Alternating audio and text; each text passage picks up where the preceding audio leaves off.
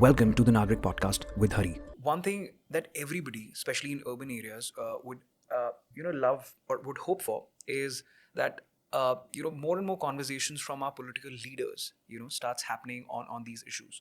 So I think my question, or one thing that I would love to understand from you, is what do you think prevents the Indian political leaders or the class that wants to be elected to basically to discuss about these topics? What is preventing, and let's say what should the citizens, let's say, do so that we are able to have more fruitful conversations and the discourse, especially on the climate front, starts improving? Sure. Politicians are very smart, right? Uh, and I don't necessarily mean it in the negative sense. Uh, they have a keen sense to observe and know what their electorate wants, and they will deliver that, right? People who wanted 5 kg of rice free every month have been getting it, right? People who wanted water to be free, electricity to be free, are getting it. So it depends upon us. What do we want, and how do we communicate it to the leaders? If we communicate it effectively and in the numbers, they will deliver it because they are interested to come back to power, and they know the secret sauce for getting back to power is to keep their people happy, right?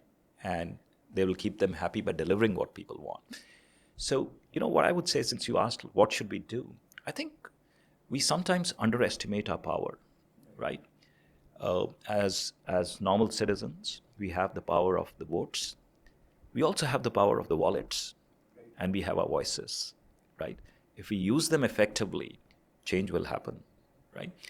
Uh, it's we who go and vote on frivolous issues, right?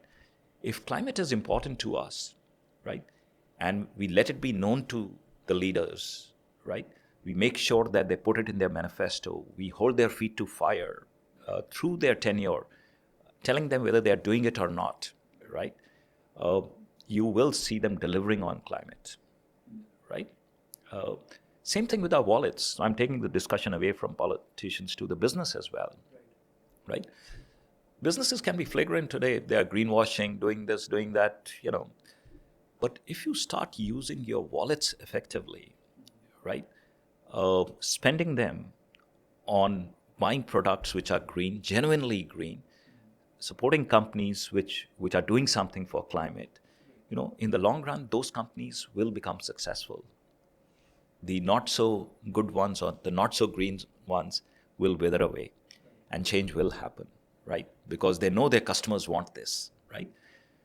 Same thing with our voices. We have that power. We don't use it, actually, right?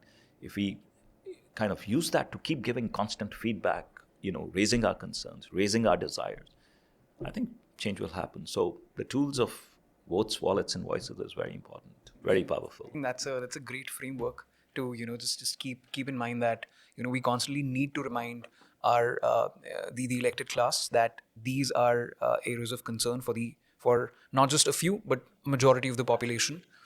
We should be forcing through our, let's say, through the products that we purchase, to force businesses to make amends to the way they produce, and then through, obviously, mediums like these where we are having discussions and raising our concerns. You look at EVs, for example. Today they may be more expensive than ICs, but if some of us who can afford to give that extra premium do that, it'll help as the economies of scale kick in. Their cost will come down so that it becomes a very easy choice for consumers then. If tomorrow EVs are at par with IC engines or cheaper, nobody will buy IC engines, right? So I think that's where our role lies. So even you saying that in terms of, let's say, people who have the potential to buy these products, the haves, or let's say the have-nots, the haves should be moving into buying climate conscious products so that the positive feedback loops start kicking. We can't expect everybody. If, let's say, a IC is 100 and a EV is 200, there are many people who can't afford it today, But there are some who can, right? The ones who can, if they start investing in that, the price of EVs will come down rapidly. It'll become 100 so that everyone can afford it then, So And even let's say, the second, third order effects would be the associated infrastructure is going to come up even. So even the concerns around range anxiety or charging infrastructure. they'll wither away like this. Absolutely, yeah.